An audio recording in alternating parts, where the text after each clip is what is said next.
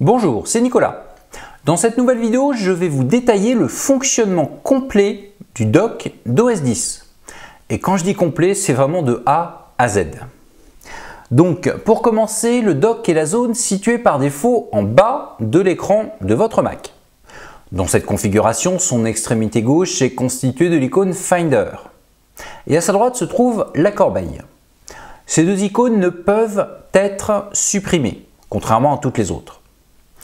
Il y a entre elles une barre de séparation. À droite de cette barre se trouvent les dossiers ou documents favoris. Un dossier placé dans le dock s'appelle une pile. À gauche de cette barre se trouvent vos applications préférées ainsi que toutes celles ouvertes à un instant donné. Pour y intégrer des applications, des dossiers ou des documents, il suffit d'un simple glisser-déposer. Par exemple, si je souhaite y mettre cette app, il me suffit de cliquer dessus et tout en maintenant pressé mon trackpad ou ma souris, je la glisse à côté de l'une des applications déjà présentes. Et dès que les apps du dock me laissent une place, je lâche mon curseur.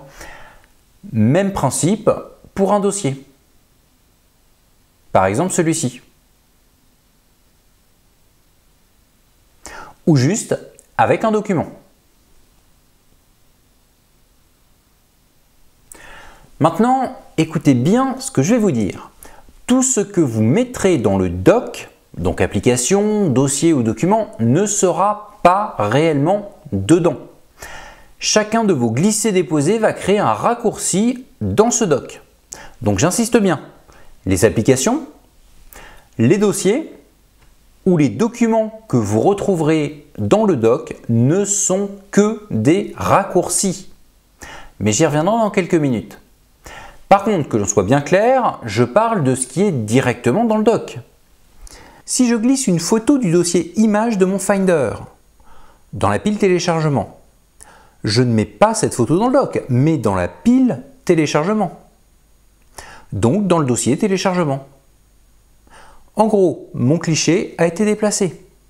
Il n'est plus dans image, mais il se trouve dans téléchargement. Petite parenthèse sur le côté gauche du dock. Lorsque vous glissez quelque chose sur l'une des apps déjà présentes dedans, il y a deux cas de figure. Il ne se passe rien, donc en relâchant votre curseur, rien n'a changé.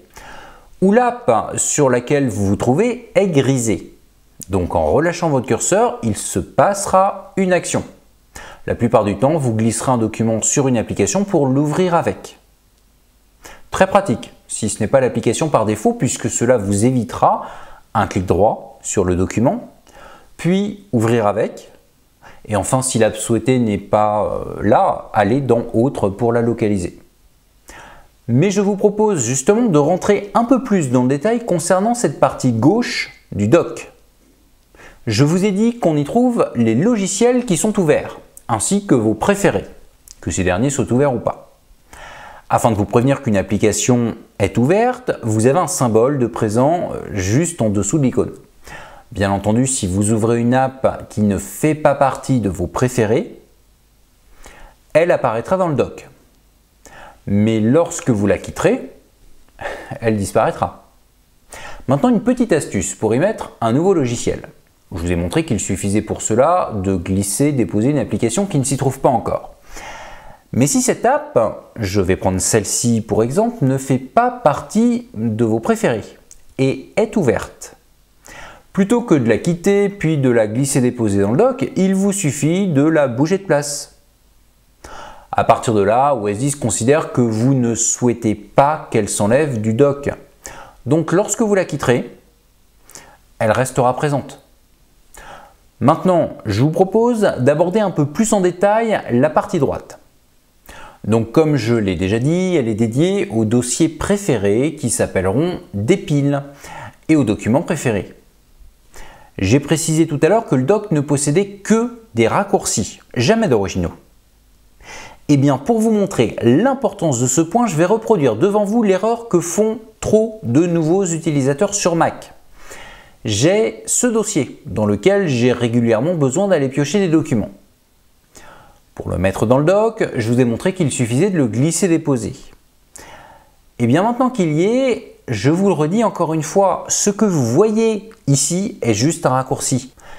Donc si comme beaucoup trop d'utilisateurs j'ai oublié ce point important, je finirai par me dire que ce dossier est à deux endroits sur mon Mac.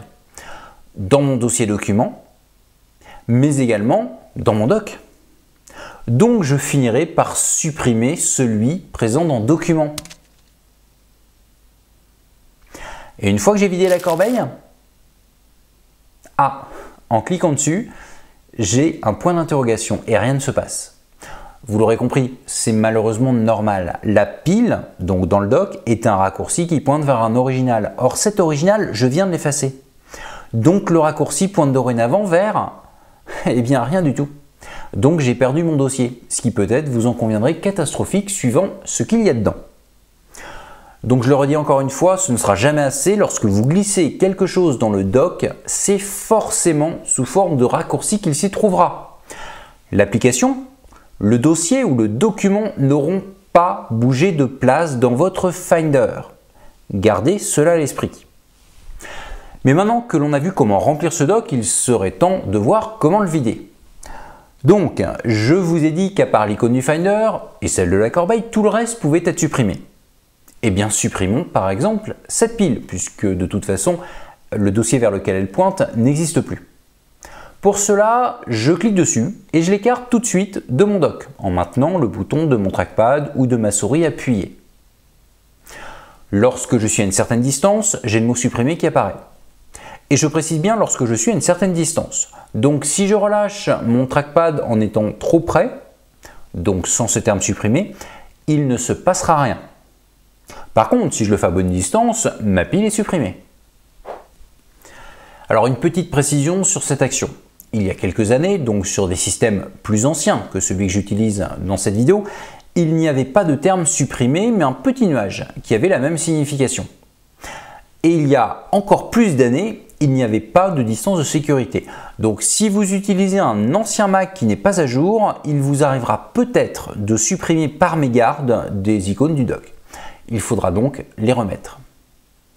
Mais maintenant que je vous ai montré comment mettre ou enlever des icônes dans le doc, est-ce qu'on a fini?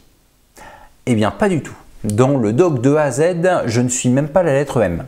Plus précisément, nous n'avons pas vu comment personnaliser ce qu'il y a dedans. Donc en premier, je vais vous montrer les réglages les plus basiques, tels que par exemple l'endroit où il sera sur mon Mac. Pour y accéder, direction le menu pomme, puis les préférences système. Dedans, j'ai directement un bouton doc. Donc, vous pourrez changer sa taille. Vous pourrez éventuellement demander à ce qu'il y ait un agrandissement plus ou moins grand lorsque votre curseur est dessus. Et vous allez pouvoir changer sa position si vous ne voulez pas le laisser en bas.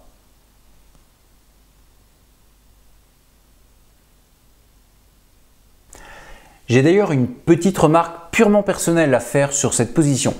J'ai tendance à laisser mon dock en bas lorsque je suis sur un grand écran, par exemple sur un iMac, mais je le mets sur le côté lorsque je suis sur un portable, par exemple sur mon MacBook Air.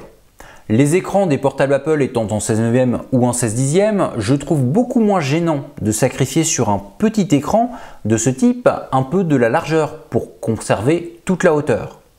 Et d'ailleurs, je le mets plutôt à gauche dans ce cas-là, puisque lorsque vous mettez des icônes sur bureau et que vous demandez au Mac de les aligner automatiquement, elles seront mises en priorité à droite de l'écran. Voilà, c'était juste pour vous donner ma façon de procéder, mais ce n'est pas une obligation. D'ailleurs, si vous le mettez sur un côté et que vous avez énormément d'icônes dedans, ça risque de rentrer difficilement. Donc, testez de votre côté. Chacun a un usage et donc des réglages différents. Mais revenons aux préférences système du dock. Il y a encore une option qui peut intéresser la plupart d'entre vous. C'est le fait de le masquer automatiquement. Ou pas. Comme l'indique son nom, si c'est activé, le dock ne gâchera pas de place sur votre affichage, mais apparaîtra à nouveau dès que vous irez le chercher au bord de l'écran.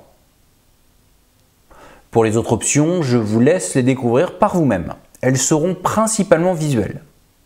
M'intéressons-nous maintenant au dernier point que je souhaite traiter, les réglages que l'on peut effectuer sur chaque application, dossier ou document placé dans ce fameux doc. En fait, sur chaque icône de ce doc, en effectuant un clic secondaire, vous allez pouvoir accéder à des réglages. Donc je rappelle que si vous n'avez pas paramétré votre souris, votre trackpad pour y effectuer un clic secondaire, il est toujours possible d'effectuer un contrôle plus clic. Autre astuce pour accéder à ce menu. Si vous êtes sur l'icône d'une app ou d'un document, vous pouvez laisser cliquer sans bouger. Et le menu contextuel s'ouvrira. C'est d'ailleurs pour cela que je vous ai dit que pour enlever une icône du doc, il faut cliquer dessus et écarter tout de suite le curseur. Si vous ne bougez pas, eh bien vous avez ceci. Mais donc, qu'est-ce qu'on trouve dans ce menu déroulant?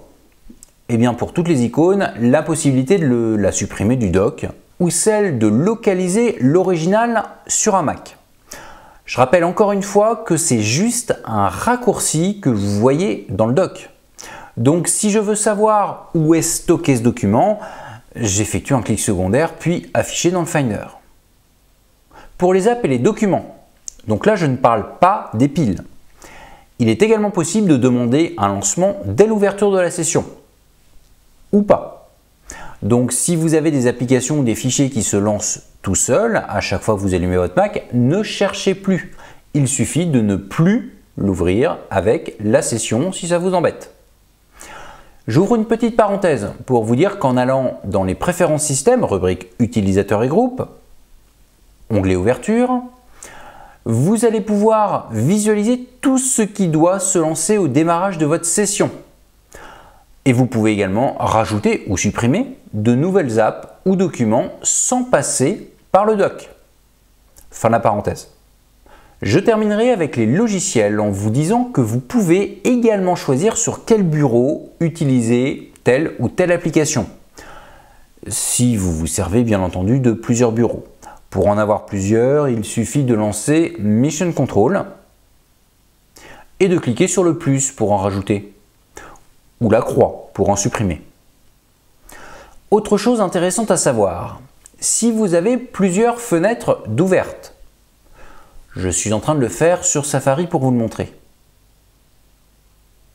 Vous allez pouvoir passer de l'une à l'autre grâce à ce menu contextuel. Bien entendu, si vous activez la fonction exposé, qui n'a rien à voir avec le doc, vous ne vous servirez pas souvent de ce que je viens de vous montrer. Mais c'est quand même intéressant de le savoir. Bon, maintenant, j'aimerais parler des piles. Donc, je rappelle que ces fameuses piles sont des raccourcis dans le doc de certains de vos dossiers. Et bien sûr, les piles, vous allez pouvoir régler l'affichage, soit en éventail, soit en grille, soit sous forme d'une liste. Avec bien sûr la possibilité de laisser OS X gérer cela tout seul. Maintenant, vous pouvez également choisir l'ordre dans lequel l'intérieur de la pile apparaîtra. Ici, par exemple, la pile est triée par date d'ajout. Donc ce sera le dernier document ajouté qui apparaîtra en premier. Et surtout qui apparaîtra sur cette pile dans le doc. Sauf bien sûr si vous demandez à l'afficher comme un dossier. Cette dernière action ne changera pas l'intérieur, mais juste son affichage dans le doc. Bon, eh bien nous sommes quasiment à la lettre Z. J'aimerais, juste avant de terminer cette vidéo, aborder avec vous certains raccourcis clavier. Vous vous souvenez qu'il y a 3 touches magiques sur Mac. Les touches Alt, Commande et majuscule. Eh bien certaines d'entre elles vont nous servir. En l'occurrence, si vous laissez presser la touche Commande, puis que vous cliquez sur une icône, elle sera localisée dans le Finder. Ça vous évitera d'effectuer un clic secondaire, d'aller dans Options, puis de cliquer ici. Autre chose intéressante, vous pouvez masquer la fenêtre d'une app en maintenant la touche Alt appuyée, puis en cliquant sur cette application.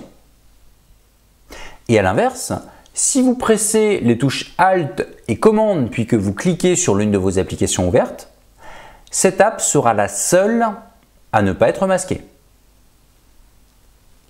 Bon, je vais m'arrêter là dans le visionnage des possibilités techniques que propose le doc. Je pense qu'on est arrivé à la lettre Z.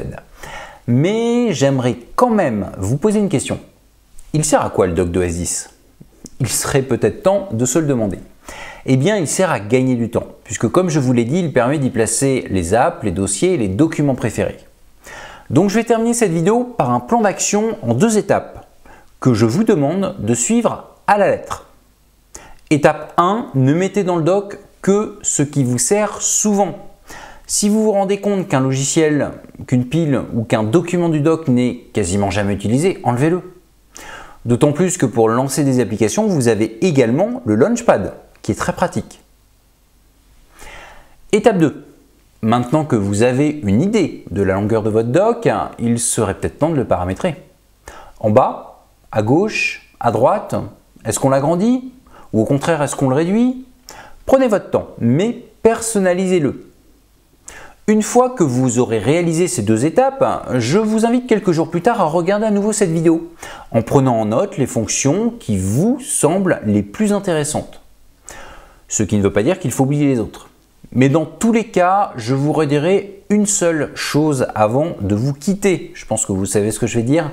Les icônes présentes dans le doc sont en fait des raccourcis permettant d'ouvrir des applications, des dossiers ou des documents.